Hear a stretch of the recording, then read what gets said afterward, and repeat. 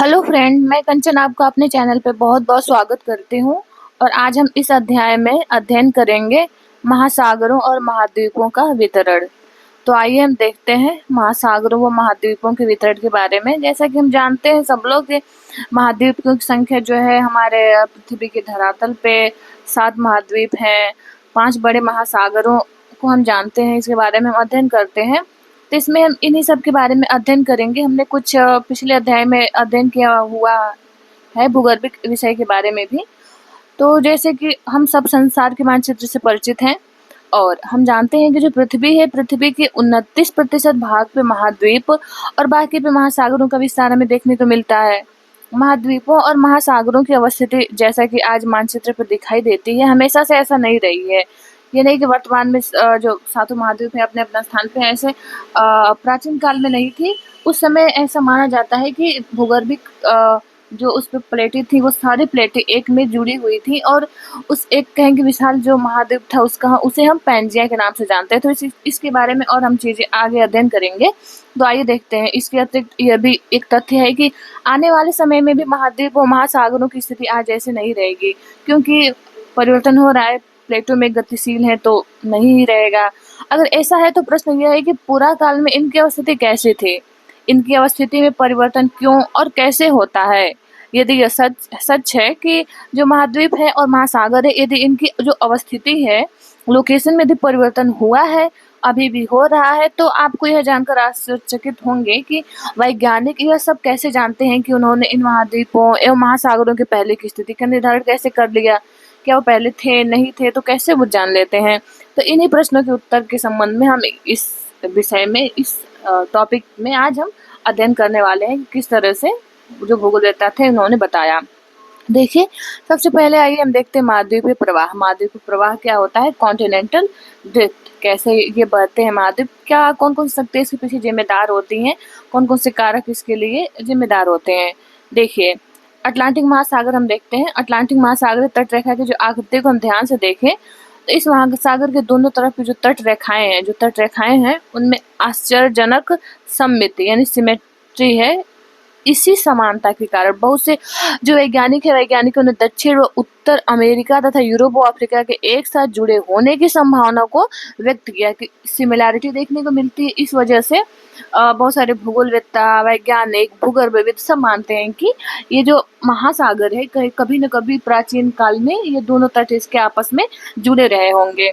विज्ञान के इतिहास के ज्ञात अभिलेखों से भी पता चलता है कि सन 1596 में एक डच मानचित्रवेत्ता थे जिनको हम नाम दिया जाता है अब्राहम आर्ट्रेलियस, यानी इन्होंने सबसे पहले इस संभावना को व्यक्त किया था कि हाँ, महाद्वीप हो सकता है प्रवाहित हुए हों, अलग अलग ये पहले एक रहे हों, बाद में ये इनका प्रवाह होकर अलग अलग हो गए हैं।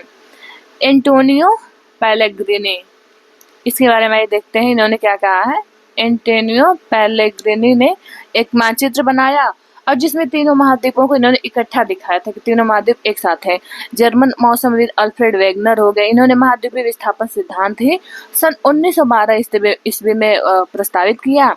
यह सिद्धांत महाद्वीप महासागरों के वितरण से ही संबंधित था, जो इनका महाद्वीपीय प्रवाह सिद्धांत है।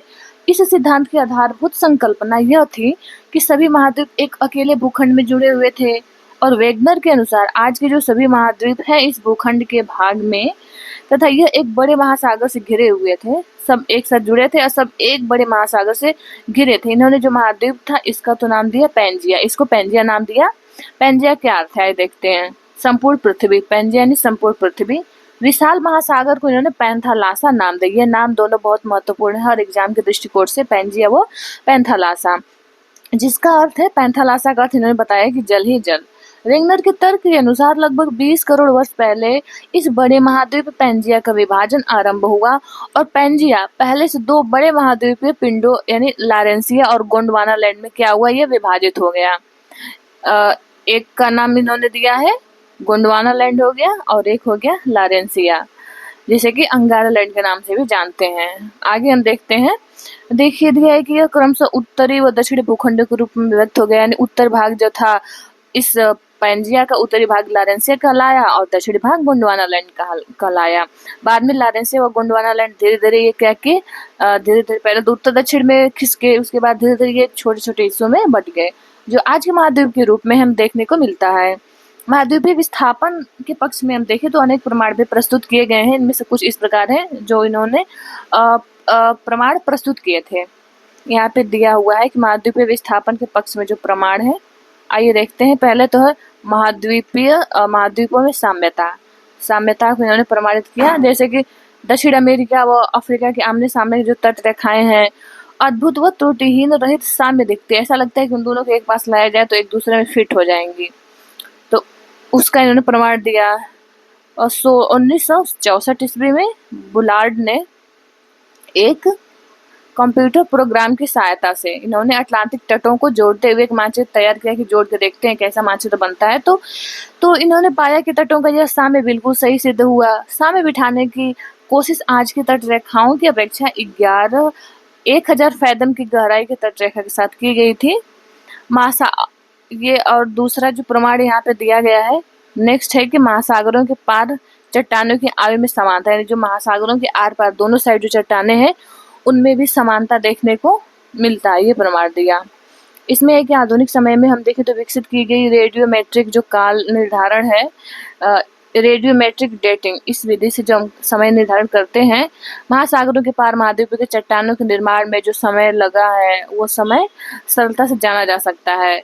200 करोड़ वर्ष पहले प्राचीन शैल समूहों की एक पट्टी ब्राजील तट पे थी और पश्चिमी अफ्रीका के तट पर मिलती है, जो आपस में मेल खाती है। दोनों का समयकाल एक है।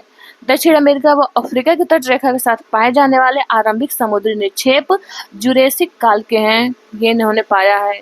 इससे भी यह पता चलता है कि इस समय से पहले महासागर की उपस्थिति वहाँ नहीं थी, यानी दोनों जुड़े हुए थे, तब बीच में महासागर नहीं था, बाद में प्रवाह के द्वारा बना है। नेक्स्ट हम देखते हैं इन्होंने प्रमाण दिया टिलाइट का। आइए जानते हैं टिलाइट क्या है। देखिए टिलाइट जो है वे अवसादी चट्टान है जो हिमालय निक्षेपण से निर्मित होती है और भारत में पाए जाने वाले जो गोंडवाना श्रेणी है इसके तलछटों के प्रतिरूप दक्षिण गोलार्ध के 6 विभिन्न स्थल खंडों में भी देखने को मिला है। गोंडवाना श्रेणी के आधार तल में घने टिलाइट का जमाव या निक्षेप हमें देखने को मिलेगा, जो विस्तृत व लंबे समय तक हिम आवरण या हिमाच्छादन की ओर इंगित करते हैं।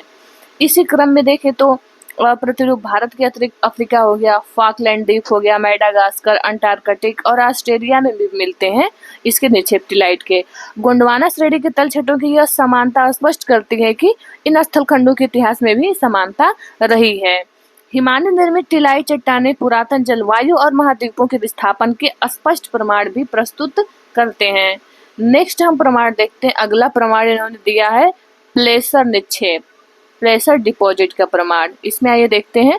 घाना तट पर हम देखेंगे तो सोने के बड़े निक्षेपों की उपस्थिति व उसका उद्गम चट्टानों की अनुपस्थिति एक आश्चर्यजनक तथ्य, यानी घाना जो तट है उसमें सोने के निक्षेप तो मिलते हैं लेकिन वैसी चट्टानें वहां पे नहीं है, तो ये निक्षेप आए कहाँ से? तो सोना जो सिराएं यहाँ पे गोल्ड बियरिंग वेंस जो है वो ब्राजील में पाई जाती हैं और अतः यह स्पष्ट है कि घाना में जो मिलने वाला सोने के निक्षेप हैं ये निक्षेप ब्राजील पठार से ही उस समय निकले होंगे, क्योंकि यहाँ पे सिराएं थी गोल्ड सिराएं, तो वेन थी उनसे वो निकले सोना और निक्षेपित किस पे हुए हैं? घाना तट पे। तो ये तभी संभव है जब क्या हुआ है ये दोनों एक दूसरे से जुड़े हुए थे, तो इस आधार पे भी साम्यता दर्शाने का प्रयास किया जाता है, इसको प्रमाण के रूप में सामने रखा जाता है। आगे हम देखते हैं नेक्स्ट प्रमाण इन्होंने दिया है। अगला है कि जीवाश्मों का वितरण, डिस्ट्रीब्यूशन ऑफ फॉसिल्स। देखिए इसके आधार पे कि यदि समुद्री अवरोधक के दोनों विपरीत किनारे जो है उस पे जल व स्थल में पाए जाने वाले पौधों जंतुओं की समान प्रजातियां पाई जाएं तो उनके वितरण की व्याख्या में साम्यताएं उत्पन्न होती हैं। और इस प्रेक्षण से कि लैमूर भारत मेडागास्कर अफ्रीका में मिलते हैं। लैमूर एक प्रकार का जीव है। कुछ वैज्ञानिकों ने इन तीनों स्थल खंडों को जोड़कर एक सतत स्थल खंड लेमुरिया की उपस्थिति को स्वीकारा। मेसोसॉरस नाम के छोटे रेंगने वाले जीव केवल उथले खारे पानी में ही रह सकते थे और इनकी अस्थियां केवल दक्षिण अफ्रीका के दक्षिणी केप प्रांत और ब्राजील में इरावर शैल समूह में ही मिलते हैं। तो ये दोनों स्थान आज एक दूसरे से 4800 किलोमीटर की दूरी पर हैं और इनके बीच में एक महासागर विद्यमान है। तो इस आधार पर प्रमाणित किया जाता है कि इतनी दूरी पे हैं, संभव नहीं होता है, पास रहे होंगे तभी संभव है कि इनमें समानता देखने को मिलती है। हम आगे देखते हैं प्रवाह संबंधी बल। जो प्रवाह बताया जाता है भूगोलविदों द्वारा, भूगोलवेत्ताओं द्वारा तो ऐसे इतने बड़े पृथ्वी के स्थल खंड का प्रवाह होना संभव तो नहीं है। कौन से ऐसे शक्तियाँ रही होंगी जो जिम्मेदार है इनके प्रवाह के लिए? तो आइए देखते हैं। जैसे यहाँ दिया है कि इन्होंने 2 कारण माने हैं वेगनर महोदय ने। पहला है पोलर या ध्रुवीय फ्लेइंग बल और दूसरा है ज्वारीय बल। देखिए, जो ध्रुवीय फ्लेइंग बल है ये पृथ्वी के घूर्णन से संबंधित है। आप जानते हैं कि पृथ्वी की आकृति एक संपूर्ण गोले जैसी है, गोले जैसी नहीं है, वरन ये भूमध्य रेखा पे थोड़ी उभरी है और हम देखें तो जो ध्रुव है उस पे चपटी हुई है। तो ये जो उभार होता है किस कारण से आता है? ये पृथ्वी के घूर्णन के कारण ही भूमध्य रेखा पे जो उभरी हुई है, घूर्णन के कारण ही होता है। दूसरा जो बल है इन्होंने बताया कि जो वेगनर महोदय ने सुझाया वो ज्वारीय बल है, जो सूर्य और चंद्रमा के आकर्षण से संबंध है, जिससे महासागरों में ज्वार पैदा होते हैं। वेगनर का मानना था कि करोड़ों वर्षों के दौरान ये बल प्रभावशाली होकर के विस्थापन के लिए सक्षम हो गए। यद्यपि बहुत से वैज्ञानिक इन दोनों ही बलों को क्या किए, महाद्वीपीय विस्थापन के लिए सर्वथा अपर्याप्त समझते हैं कि नहीं, संभव नहीं है इस बल के कारण इतने बड़े स्थलखंड का प्रवाहित होना। आगे हम देखते हैं एक और थ्योरी आती है इसके पक्ष में, जैसे संवहन धारा सिद्धांत, कन्वेक्शनल करंट थ्योरी। ये भी इसी के पक्ष में प्रमाण प्रस्तुत करते हैं, इसी का वर्णन करती है कि कैसे महाद्वीपों का प्रवाह हुआ होगा, कैसे। आइए देखते हैं। देखिए 1930 के दशक में आर्थर होम्स, इन्होंने मेंटल भाग में संवहन धाराओं के प्रभाव की संभावना व्यक्त की। जो आर्थर होम्स महोदय आते हैं तो ये बताते हैं कि मेंटल में कुछ संवहन धाराएं उत्पन्न होती हैं। ये धाराएं कहाँ से आती हैं? ये होती है रेडियो तत्वों के एक्टिव होने से। इससे क्या होता है, तापमान उत्पन्न होता है और मेंटल भाग में जो तापमान में भिन्नता उत्पन्न होती है और वहीं से ये क्या होती हैं, उत्पन्न होती हैं। होम्स ने तर्क दिया कि पूरे मेंटल भाग में इस प्रकार की धाराओं का तंत्र विद्यमान है और यह उन प्रवाह बलों की व्याख्या प्रस्तुत करने का प्रयास भी करता था जिसके आधार पर समकालीन वैज्ञानिकों ने महाद्वीपीय विस्थापन सिद्धांत को नकार दिया। यानी उस पे तो नकारा, लेकिन ये उसको और प्रमाणित करता था कि जो कन्वेक्शन करंट है, जो संवहन धाराएं हैं, ये उसके पक्ष में ठोस प्रमाण प्रस्तुत करता था। आगे हम देखते हैं महासागरीय अधस्थल का मानचित्रण, mapping of the ocean floor. देखिए महासागरों की बनावट और आकार विस्तृत शोध हुआ, यह स्पष्ट करते हैं कि महासागरों का जो अधस्तर है एक विस्तृत मैदान नहीं है, वरन उनमें भी उच्चावच पाया जाता है। बहुत सारे स्थलाकृतियां देखने को मिलेंगे। द्वितीय विश्व युद्ध के बाद महासागरीय जो अधस्थल है इसके निरूपण अभियान ने भी महासागरीय उच्चावच संबंधी विस्तृत जानकारी प्रस्तुत की और यह दिखाया कि इसके अधस्थलीय में जलमग्न पर्वतीय जो कटक हैं, गहरी गहरी खाइयां इसमें जो प्राय महाद्वीपों के किनारे पे स्थित हैं। तो मध्य महासागरीय कटकें ज्वालामुखी उद्गार के रूप में सबसे अधिक सक्रिय पाई जाती हैं। महासागरीय परपटी की चट्टानों के काल निर्धारण ने यह स्पष्ट किया कि जो महासागर है, महासागरों के नितल की चट्टानें महाद्वीपीय भागों में पाई जाने वाले चट्टानों की जो अपेक्षा नवीन है, नई है, महाद्वीपों से नई है महासागरीय तलों की नितल की चट्टानें। महासागरीय कटक के दोनों तरफ की चट्टानें जो कटक से बराबर दूरी पर स्थित है, उनकी आयु और रचना में भी आश्चर्यजनक समानता पाई जाती है। जैसे यहाँ पे देखिए एक चित्र दिया हुआ है, ग्राफ ही कह सकते हैं। इसमें उच्चावच कौन कौन से देखने को मिल जाएंगे हमें, जैसे महासागर, देखिए समुद्र तल है, इसमें दिया है गंभीरता महासागर, ये निचला तल हो गया इसका। इसमें महासागरीय बेसिन, जो महासागरीय मैदान होता है काफी समतल होते हैं। महाद्वीपीय शेल्फ है, किनारे वाला जो भाग होता है, ये जैसे महाद्वीप है इसका किनारे वाला भाग हो जाता है, ये महाद्वीपीय शेल्फ हम कहते हैं। यहाँ से थोड़ा सा और इसमें इसका ह्रास होता है तो यहाँ पे इसका स्लोप बढ़ जाता है, तो इसको हम कहते हैं महाद्वीपीय ढाल, महाद्वीपीय ढाल। और बिल्कुल जैसे यहाँ से गहरी गहरी मतलब बहुत एकदम गहरे वाले जो भाग होते हैं इसके काफी, इसको हम कहते हैं महासागरीय गर्त, गर्त के नाम से जानते हैं। बीच में, इन्हीं के बीच में हमें समतल कुछ स्थलाकृति देखने को मिलता है, इसे हम जानते हैं, इसको हम नाम देते हैं महासागरीय बेसिन या महासागरीय मैदान। आगे हम देखते हैं, देखिए महासागरीय अधस्थल की बनावट, इसमें एक एक करके हम इसका अध्ययन करेंगे। महासागरीय अधस्थल की बनावट में इस भाग में हम महासागरीय तल की बनावट से संबंधित कुछ ऐसे तथ्यों का भी अध्ययन करेंगे जो महासागर महाद्वीपों के वितरण को समझने में मददगार होंगे। महासागरीय तल की आकृतियां अध्याय 13 में हम इसमें विस्तार से देखेंगे। इसमें हम कुछ इस का मोटा मोटा अध्ययन करते हैं। आगे देखते हैं देखिए, गहराई व ऊंचाई के प्रकार के आधार पर महासागरीय तल को मुख्य रूप से 3 प्रमुख भागों में विभाजित करते हैं। पहला है महाद्वीपीय सीमा, महाद्वीपीय शेल्फ, और दूसरा है गहरे समुद्री बेसिन, और तीसरा है मध्य महासागरीय कटक। देखिए, जो महाद्वीपीय सीमा होते हैं, कॉन्टिनेंटल मार्जिन्स जैसे हम कहते हैं, महाद्वीपीय सीमा, इसमें हम ये महाद्वीपीय किनारे वाले भाग होते हैं, और गहरे समुद्री बेसिन के बीच का भाग होता है, यानी जो बिल्कुल महाद्वीपीय किनारा है और जो समुद्री बेसिन है, इसके बीच का भाग कहलाता है महाद्वीपीय सीमा। और इसमें महाद्वीपीय मग्न तट शामिल होता है, महाद्वीपीय ढाल और महाद्वीपीय उभार और गहरे महासागरीय खाइयां आदि इसमें शामिल किए जाते हैं महाद्वीपीय सीमा में।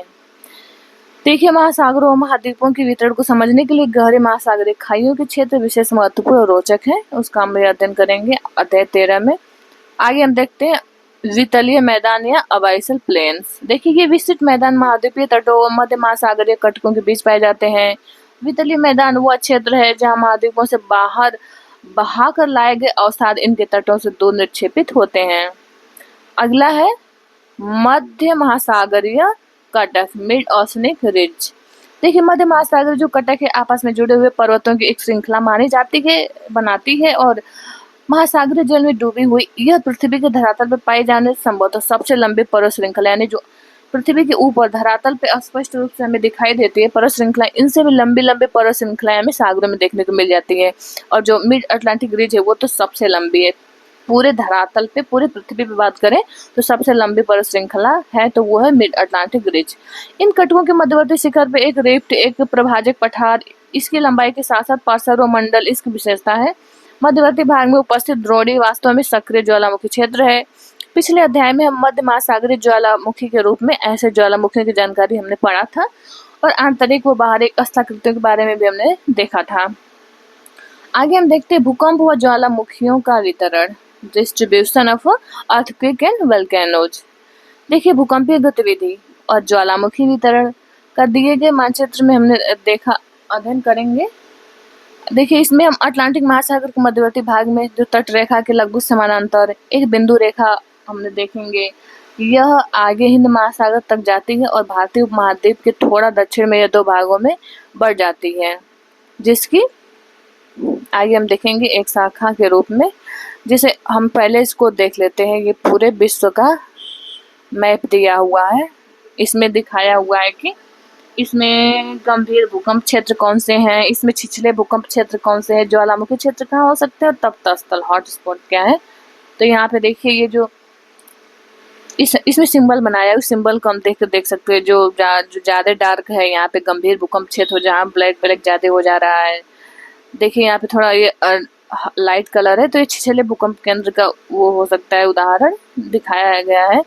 और ज्वालामुखी उद्गार क्रियाएं हो रही हैं इसी में। फिर तप्त स्थल, ये सारे स्थल क्या है, तप्त स्थल हैं, बड़े बड़े हॉट स्पॉट है यहाँ पे। तो देखिए, इसमें जो भूकंप क्षेत्र अधिकांशतः हमें प्लेट जो मार्जिन्स होते हैं वहीं देखने को मिल सकते हैं। तो हम देख पा रहे हैं यहाँ पे ये पैसिफिक प्लेट हो गया, ये ना अमेरिकन प्लेट हो गया, यहाँ पे ये अटलांटिक के मध्य में, यहाँ से ये जो मिड अटलांटिक रिज है, ऐसे इसका विस्तार हमें देखने को मिलता है। और इसके सारे बहुत सारे क्या होते हैं, ज्वालामुखी उद्गार होता रहता है। हालांकि नुकसान मतलब बहुत भयंकर नहीं होता है, क्योंकि यहाँ पे प्लेट एक दूसरे से दूर जा रही है, तो दूर जाने की वजह से विस्तार हो रहा है, मैग्मा आसानी से बाहर आ जाता है, और यहीं पे छोटी छोटी ज्वालामुखी पहाड़ियों का निर्माण हमें देखने को मिल जाता है। और यही है विश्व की सबसे लंबी पर्वत श्रृंखला। इसमें हम देखें प्रशांत महासागर में, तो इसके किनारे पे ये बहुत ही इसको रिंग ऑफ फायर के नाम से जानते हैं। विश्व का लगभग 90% ज्वालामुखी, यहाँ पे 90% ज्वालामुखी इस क्षेत्र में देखने को मिल जाते हैं। भूकंप भी यहाँ पे आते हैं, क्योंकि यहाँ पे काफ़ी जो प्लेटें हैं गतिशील हैं, इस वजह से इन्हीं क्षेत्रों में हमें देखने को मिल जाएगा। यहाँ अटलांटिक महासागर हमने देख लिया, ये एशिया, यूरोप हो गया, अफ्रीका। आइए हम आगे देखते हैं। तो इन्हीं जो बीच में वाले भाग होते हैं, इन्हीं में बहुत सारे स्थलाकृतियाँ हमें देखने को मिल जाती हैं। किनारे वाले भाग में महाद्वीपीय मग्न तट मिल जाएंगे, उसके आगे ढाल मिलेगा, बीच में हमें महासागरीय बेसिन देखने को मिल जाते हैं, इसी में ट्रेंच होंगे। देखिए, पूर्वी अफ्रीका की ओर चली जाती है, और दूसरी यहाँ पे हमने ऊपर अभी पढ़ा है कि दूसरी म्यांमार से होती हुई न्यू गिनी तक एक ऐसी रेखा मिल जाती है। तो यहाँ पे हमें देखेंगे कि यह बिंदु रेखा मध्य महासागरीय कटकों के समरूप ही है। भूकंप जो भूकंपीय संकेंद्रण का दूसरा क्षेत्र होता है, छायांकित मेखला के माध्यम से दिखाया गया है, जो अल्पाइन हिमकाल की श्रेणियों के और प्रशांत महासागरीय किनारों के समरूप है। सामान्यतः मध्य महासागरीय कटकों के क्षेत्र में भूकंप के उद्गम केंद्र कम गहराई पर हैं, और जबकि जो अल्पाइन हिमालय है पट्टी और जो प्रशांत महासागरीय किनारों पर ये केंद्र अधिक गहराई पर है। ज्वालामुखी मानचित्र भी इसी का अनुसरण करते हैं और प्रशांत महासागर के किनारों के सक्रिय ज्वालामुखी क्षेत्र होने के कारण इसको रिंग ऑफ फायर कहा जाता है। आगे यहाँ पे दिया है कि सागरीय अधःस्थल का विस्तार। जैसे हमने ऊपर देखा है कि प्रवाह उपरांत क्या क्या चीजें होती है, प्रवाह से प्लेटें हमें आगे जाकर बहती हुई दिखाई दी या फिर महाद्वीपों का विस्थापन हुआ। देखिए, हमने अध्ययन से महत्वपूर्ण जानकारी प्रस्तुत की जो वेगनर के महाद्वीपीय विस्थापन सिद्धांत के समय उपलब्ध नहीं थी। तो होम्स महोदय ने ये जानकारी प्रस्तुत की संवहन धाराओं के बारे में, चट्टानों की पूरा चुंबकीय अध्ययन और महासागरीय तल के मानचित्रण ने विशेष रूप से निम्न तथ्यों को उजागर किया। जब हमने चट्टानों का जो महासागरीय चट्टानें उनका अध्ययन किया, उनका मानचित्रण किया, तो फिर हमें क्या क्या तथ्य मिले यहाँ पे देखते हैं। देखिए, दिया कि यह देखा गया कि जो मध्य महासागरीय कटक है इसके साथ साथ ज्वालामुखी उद्गार सामान्य क्रिया है। कटकों के सहारे हमें ज्वालामुखी क्रिया देखने को मिलती है और ये उद्गार इस क्षेत्र में बड़ी मात्रा में लावा के बाहर भी निकलते हैं। दूसरा पॉइंट ये है कि जो महासागरीय कटक हैं, महासागरीय कटक के मध्य भाग के दोनों तरफ समान दूरी पर पाई जाने वाली चट्टानों के निर्माण का समय, संरचना, संगठन और चुंबकीय गुणों में समानता पाई जाती है। महासागरीय कटकों के समीप की चट्टानों में सामान्य चुंबकत्व ध्रुवण पाई जाती है तथा ये चट्टानें नवीनतम है। कटकों के शीर्ष से दूर चट्टानों की आयु भी अधिक होती है, यानी कटक से जितने दूर जाते जाएंगे उसकी आयु बढ़ती जाएगी। महासागरीय परपटे की चट्टानें हम देखें तो महाद्वीपीय परपटे यानी महासागरीय परपटे की चट्टानें महाद्वीपीय परपटे की अपेक्षा क्या होगा, नया होगा, क्योंकि वो ज्वालामुखी क्रिया द्वारा निकलने वाले मैग्मा से वो बन रही हैं तो वो नवीन होंगी। देखिए, यहाँ पे ये दिया हुआ है महासागरीय अधःस्थल विस्तार, मतलब कि महासागरीय अधःस्थल यानी महासागरों के जो तली का विस्तार कैसे होता है, किस प्रकार से होता है। तो संवहन धाराओं सिद्धांत में यही बताया गया, संवहन धारा सिद्धांत में, कि संवहन यहाँ से यदि कन्वेंशन करंट उठ रही है ऊपर की तरफ, फिर ऊपर जाएगी, थोड़ी ठंडी होगी, जगह नहीं मिलेगा, विपरीत दिशा में प्रवाहित होगी और इस तरह इसको प्रवाहित होने की वजह से यहाँ इस पर दबाव पड़ेगा। इस जो प्लेट है, जो अस्थलीय प्लेट हो या फिर महासागरीय प्लेट हो, जैसे महासागरीय तली हो गया, महासागरीय परपटे में क्या होगा, तनाव उत्पन्न होगा। इसी तनाव के दौरान दोनों तरफ अगल बगल दोनों प्लेटें क्या खिसकेंगी, यहाँ पे जगह मिलेगा, यहाँ पे जो मैग्मा संचित होगा ये बाहर आकर के इस पे जमा होगा और नई क्रिस्ट का निर्माण करेगा, नई महासागरीय क्रिस्ट का निर्माण हो जाएगा। इस वजह से हमें महाद्वीपीय की अपेक्षा महासागरीय जो प्लेट है, जो महासागरीय परपटी है, इसकी जो आयु है कम देखने को मिलती है। महाद्वीपीय प्लेट की अपेक्षा महासागरीय प्लेटें नवीनतम हमें प्राप्त होंगी और इसी के सारा ज्वालामुखी क्रिया उत्पन्न होगी। यहाँ पे देखिए, यहाँ पे जा रहा है, यहाँ पे क्या होगी, ये इसमें सबडक्शन जोन में जाएगी, यहाँ पे फिर ये पिघल जाएगा, मतलब पिघलने की वजह से टूट फूट होगा, यहाँ पे विलीन होंगी और यहाँ पे भी हमें क्या होगा, भूकंपीय क्रिया देखने को मिलेगी। यहाँ पे भूकंपीय क्रिया भी हो सकती है, ट्रेंच का भी निर्माण होता है। देखिए, यहाँ पे दिया है सबडक्टिंग जोन यानी प्लेट, यानी यहाँ पे इसका निक्षेप हो रहा है, अंदर की तरफ जा रही है और अंदर की तरफ जो जाती हैं वो जाती है महासागरीय प्लेटें, क्योंकि इनका घनत्व तो अधिक होता है और जो चीज़ें भारी होती है वो नीचे की तरफ जाएंगी। तो इस वजह से हमें देखने को मिलता है दोनों महाद्वीपीय, जैसे ये महासागरीय प्लेट हो गया, ये महाद्वीपीय प्लेट हो गया, तो महाद्वीपीय व महासागरीय प्लेट दोनों के बीच जब क्रिया होती है, प्लेट मूवमेंट करती हैं, तो यहाँ पे अभिसरण द्वारा ये जो महासागरीय प्लेट है ये नीचे यहाँ पे सबडक्ट हो जाती है। आगे हम देखते हैं, देखिए चट्टानों की अपेक्षा अधिक नहीं है जो हमने अभी पढ़ा है, और महासागरीय परपटे की चट्टानें कहीं भी 20 करोड़ वर्ष से अधिक पुरानी नहीं है, यानी नवीन नहीं है। इससे आगे दिया है कि जो गहरी खाइयां हैं इसमें भूकंप के उद्गम अधिक गहराई पर है, जबकि मध्य महासागरीय कटकों के क्षेत्र में भूकंप उद्गम केंद्र फॉसिल कम गहराई पे, यानी महाद्वीपीय के अंदर हम देखें तो भूकंप बहुत गहराई से आता है और महासागरों में बहुत कम गहराई से, यानी उथले भूकंप आते हैं। यहाँ पे दिया है, जैसे ये दिया है किस प्रकार से महाद्वीप थे पहले, फिर इनका विकास कैसे हुआ। देखिए यहाँ पे हम देख लेते हैं इस चित्र में, यहाँ पे दिया गया 3000 लाख वर्ष पूर्व ऐसे ऐसे संरचना थी, पूरे जुड़े हुए थे, फिर ऐसे इनमें विस्तार होता गया, विस्तार होते होते वर्तमान समय में हमें महाद्वीपों का वर्तमान समय में ये देख सकते हैं, वर्तमान दिया हुआ है कि किस प्रकार समय America, African, Asia, European, Australian, Antarctica प्लेटें वर्तमान रूप में हमें देखने को मिल जाता है। समय के साथ साथ ऐसे इसका परिवर्तन होती है। आगे हम देखते हैं, देखिए इन तथ्यों और मध्य महासागरीय कटकों के दोनों तरफ की चट्टानों के चुंबकीय गुणों के विश्लेषण के आधार पर जो हेस महोदय थे, हेस महोदय ने सन 1961 में एक परिकल्पना प्रस्तुत की जिसे सागरीय अधस्थल विस्तार सी फ्लोर स्प्रेडिंग के नाम से हम जानते हैं। यानी हमने संवहन धारा सिद्धांत देखा होम्स का ऊपर, विग्नर का महाद्वीपीय प्रवाह सिद्धांत पढ़ा। अब हम अध्ययन करेंगे सागरीय अधस्थल विस्तार sea floor spreading theory of Harry हेस महोदय का। आइए देखते हैं इसमें।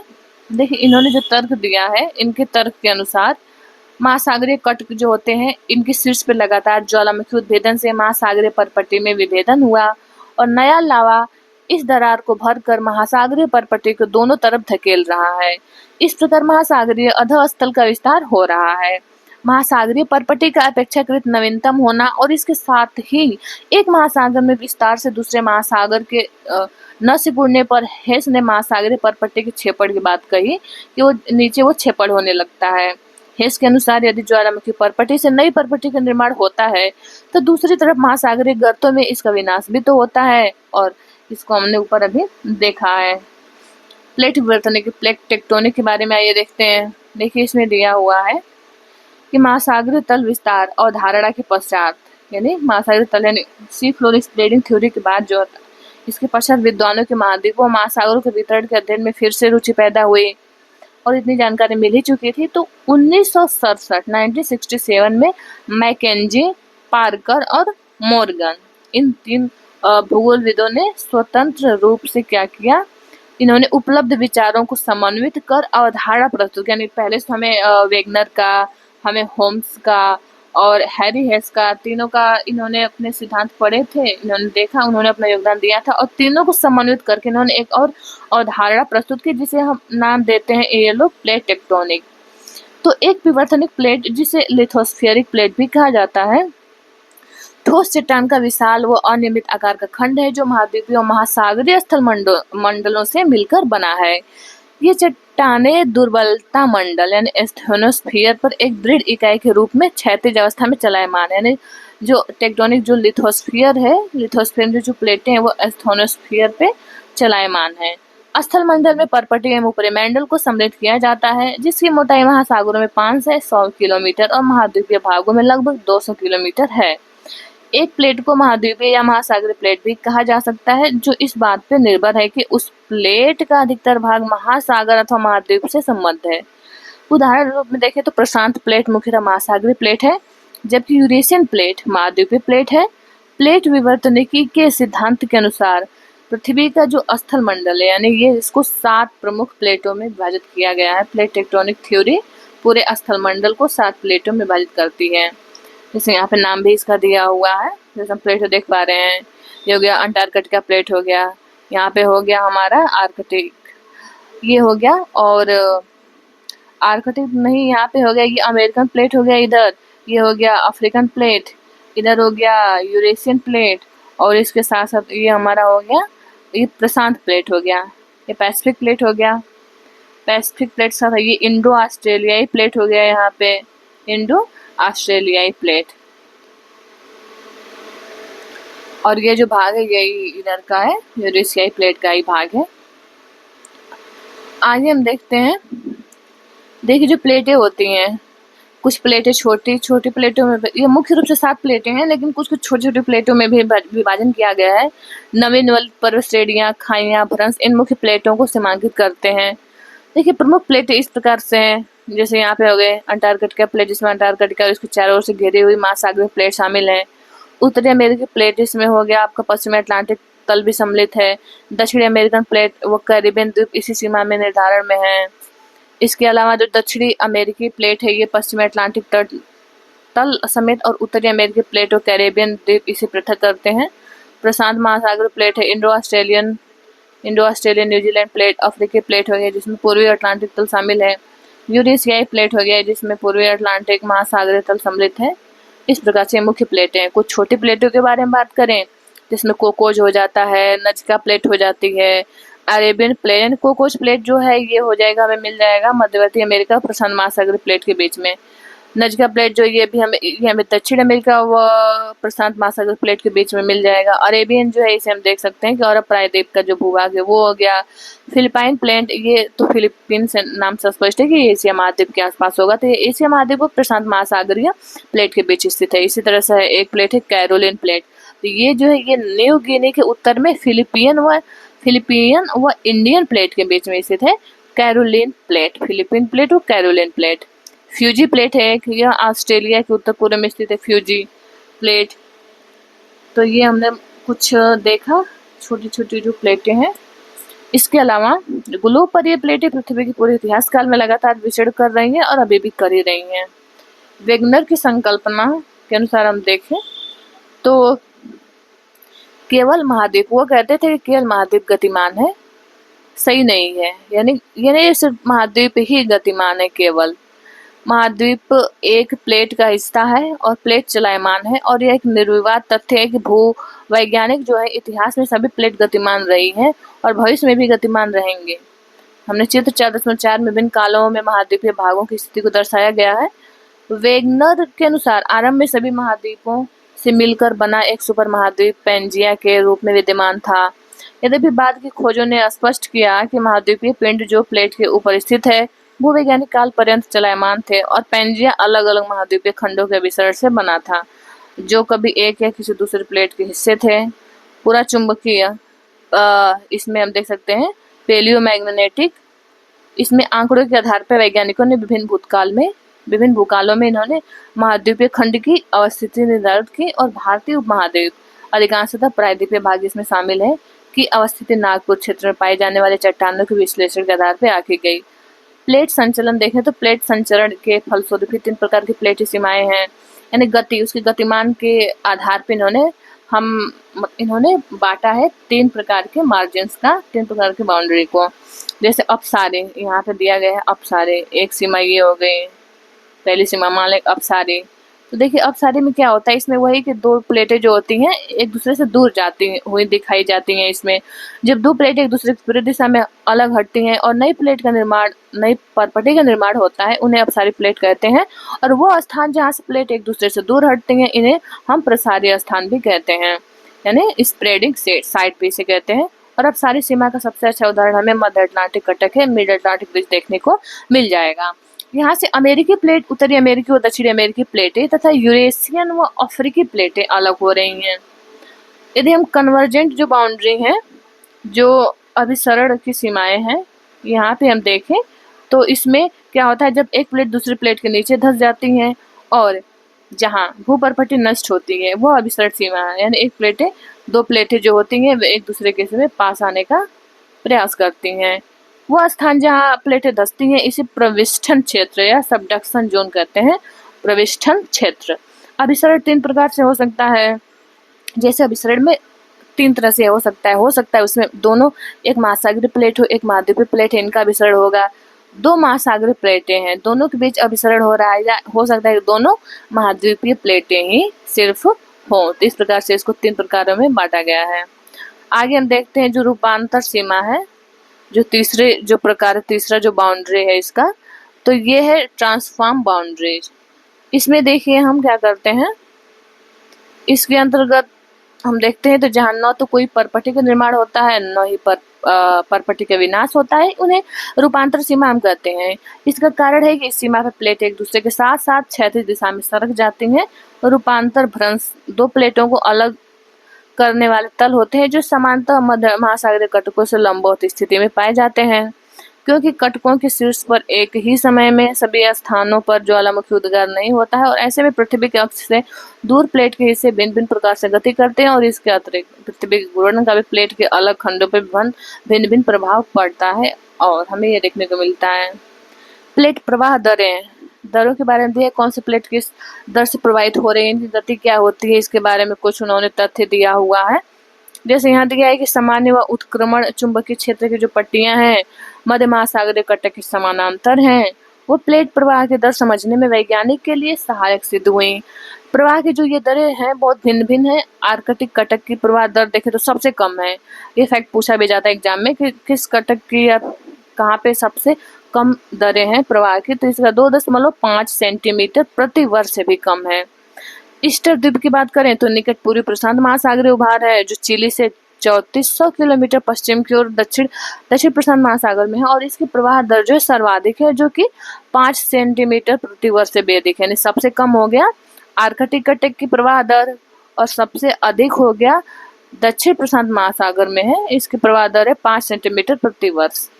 देखिए जो प्लेटें हैं, प्लेटों के को संचालित करने वाले जो बल हैं क्या है, जैसे कि वेगनर ने महाद्वीपीय विस्थापन सिद्धांत प्रस्तुत किया था तो उस समय अधिकतर वैज्ञानिकों का जो विश्वास था कि पृथ्वी एक ठोस गति रहित पिंड है। यद्यपि सागरीय अधस्तल विस्तार और प्लेट वर्तनिक दोनों सिद्धांतों ने इस बात पर बल दिया कि पृथ्वी के धरातल व भूगर्भ दोनों ही स्थिर न होकर के गतिमान हैं, तब प्लेट विचरण करती हैं।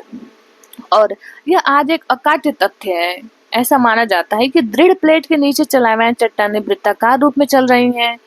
उष्ण जो पदार्थ होते हैं धरातल पर पहुंचता है, फैलता है और धीरे धीरे ठंडा होता है, फिर गहराई में जाकर नष्ट भी हो जाता है। तो यही चक्र बार बार दोहराया जाता है और इसी चक्र के कारण, इसी वृत्ताकार चक्र के कारण प्लेटों का भी क्या होता है, उसमें गति होता है, विसरण करती हैं, अपसरण करती हैं, ट्रांसफॉर्म बाउंड्री का निर्माण करती हैं, इस तरह से। जैसे यहाँ पे चित्र दिया गया है, ये दिया है वर्तमान भारत का कि भारत पहले गोंडवाना लैंड का भाग था, तो कैसे इसका इस दिशा में उत्तर पूर्व में इसका प्रवाह होता है। 7 करोड़ वर्ष पहले ऐसे था, 5.5 करोड़ पूर्व इसके विस्तार और ऊपर बढ़ता गया और वर्तमान समय में हमें इसकी ये आकृति देखने को मिल जाती है। और यूरेशियन प्लेट में जाकर के क्या है सट चुका है, उसमें टकरा गया है और उसे टकराने की वजह से इसमें जो तैथिस महासागर था मलबा भरने से वर्तमान समय में हमें यहाँ पे हिमालय मोरदार पर्वत की उत्पत्ति देखने को मिल जाती है। तो ये है वर्तमान स्थिति। आगे हम देखते हैं, देखिए वैज्ञानिक इसे संवहन प्रवाह कहते हैं, जो हॉटस्पॉट या फिर उसके द्वारा जो संवहन धाराएं उत्पन्न होती हैं। इस वजह से पृथ्वी के भीतर ताप उत्पत्ति के 2 माध्यम है, एक तो रेडियोधर्मी तत्व हो गए, इसका जब क्षय होता है तो इससे ताप उत्पन्न होता है रेडियोधर्मी पदार्थों की वजह से। होम्स ने सन 1930 में क्या बताया कि उन्होंने ये विचार प्रतिपादित किया जिसने बाद में हैरी हेस की सागरीय तल विस्तार अवधारणा को प्रभावित किया। यानी होम्स ने पहले तो दिया, इन्होंने संवहन धारा सिद्धांत दिया, उसके बाद इसी से और इनको बल मिलता है हैरी हेस को सी फ्लोर स्प्रेडिंग थ्योरी अपने प्रतिपादन करने में। दृढ़ प्लेटों के नीचे दुर्बल व उष्ण मेंटल होता है जो प्लेट को प्रभावित करते हैं, यहीं से तो निकलती संवहन धाराएं उत्पन्न होती हैं, वो उसको एक दूसरे के विपरीत उनको प्रभावित करती हैं। यहाँ आगे दिया है कि भारतीय प्लेट का संचलन कैसे हुआ। जैसे भारतीय प्लेट में जो प्रायद्वीपीय भारत है और ऑस्ट्रेलिया हो गया, ऑस्ट्रेलिया महाद्वीपीय, तो भारतीय प्लेट में इंडो ऑस्ट्रेलियाई प्लेट इसे संयुक्त रूप से एक प्लेट के रूप में हम जानते हैं, इसमें इसका भाग सम्मिलित है। और हिमालय पर्वत श्रेणियों के साथ साथ पाया जाने वाला प्रविष्ठान क्षेत्र जैसे सबडक्शन जोन है, इसकी उत्तरी सीमा निर्धारित करता है जो महाद्वीपीय अभिसरण, यानी उत्तर से हो गया, उत्तर पश्चिम से इसमें आती हैं यूरेशियन प्लेट और इधर से दक्षिण पूर्व से जा रही हैं इंडो ऑस्ट्रेलियाई प्लेट, संयुक्त रूप से वहाँ पे मिल जाती हैं। अर्थात 2 महाद्वीपीय प्लेटों की सीमा है। यह पूर्व दिशा में म्यांमार के अराकोनियोमा पर्वत से होते हुए एक चाप के रूप में जावा तक खाई तक फैला हुआ है। और इसकी जो पूर्वी सीमा है एक विस्तारित तल है जो ऑस्ट्रेलिया के पूर्व में दक्षिण पश्चिम प्रशांत महासागर में महासागरीय कटक के रूप में है।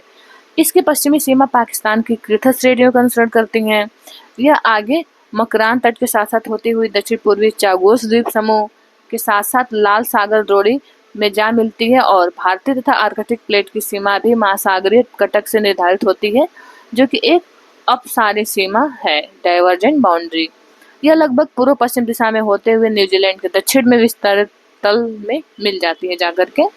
इस प्रकार से भारत एक बृहद द्वीप था जो ऑस्ट्रेलिया तट से दूर था। प्रारंभ में जब भारत निकलता है तो एक बृहद द्वीप के रूप में निकलता है गोंडवाना लैंड से और एक विशाल महासागर में स्थित था। लगभग 22.5 करोड़ वर्ष पहले तक तैथिस सागर जो था इसे एशिया महाद्वीप से अलग करता था, यानी तब ये एशिया महाद्वीप से अलग था टेथिस सागर द्वारा। ऐसा माना जाता है कि लगभग 20 करोड़ वर्ष पहले जब पैंजियन वक्त हुआ था, तब भारत ने उत्तर दिशा की ओर खिसकना आरंभ किया। जब पैंजिया का विभाजन हुआ तब इसने भी गोंडवाना लैंड से अलग हो धीरे धीरे उत्तर दिशा की तरफ खिसकना प्रारंभ किया और लगभग 4 से 5 करोड़ वर्ष पहले भारत एशिया से टकराया। वो परिणाम स्वरूप हिमालय पर्वत का उत्थान हुआ। 7.1 करोड़ वर्ष पहले से आज तक के भारत की जो स्थिति है मानचित्र में, जो हमने ऊपर अभी देखा है, आरेख 4.6 भारतीय उपमहाद्वीप और यूरेशियन प्लेट की स्थिति भी दर्शाता है। आज से लगभग 14 करोड़ वर्ष पहले यह उपमहाद्वीप सुदूर दक्षिण में 50 डिग्री दक्षिण अक्षांश पे स्थित था और इन दो प्रमुख प्लेटों को तेथिस सागर अलग करता था और तिब्बतीय खंड एशियाई स्थल खंड के करीब था। भारतीय प्लेट की यूरेशियन प्लेट की तरफ प्रवाह के दौरान ही एक प्रमुख घटना घटी, वो थी लावा प्रवाह से दक्कन ट्रेप का निर्माण। यानी बीच में हो सकता है कोई हॉट स्पॉट आ गया जो भारतीय प्लेट थी और वहां से लावा प्रवाह होता है और दक्कन ट्रेप का निर्माण होता है। ऐसा लगभग 6 करोड़ वर्ष पहले आरंभ हुआ और एक लंबे समय तक ये जारी रहा। याद रहे कि ये उपमहाद्वीप तब भी भूमध्य रेखा के निकट था लगभग 4 करोड़ वर्ष पहले और इसके पश्चात हिमालय की उत्पत्ति आरंभ हुई। वैज्ञानिकों का जो मानना है कि ये प्रक्रिया अभी भी जारी है और हिमालय में की अभी भी ऊंचाई बढ़ रही है। उसकी ऊंचाई भी पहले कुछ और बताते थे, वर्तमान में बढ़ी कुछ और हो गया है। तो इस तरह से अभी भी प्लेटें, ये सारी क्रियाएं जो हो पा रही हैं प्लेटों के गति के कारण ही संभव है। तो इस आधार पे वैज्ञानिक अनुमान लगाते हैं कि अभी भी हिमालय की ऊंचाई बढ़ रही है। तो आपसे हम्बल रिक्वेस्ट है कि इस चैनल को सब्सक्राइब कर लें, अपने दोस्तों को भी शेयर करें और ये वीडियो देखने के लिए आप लोगों का बहुत बहुत धन्यवाद।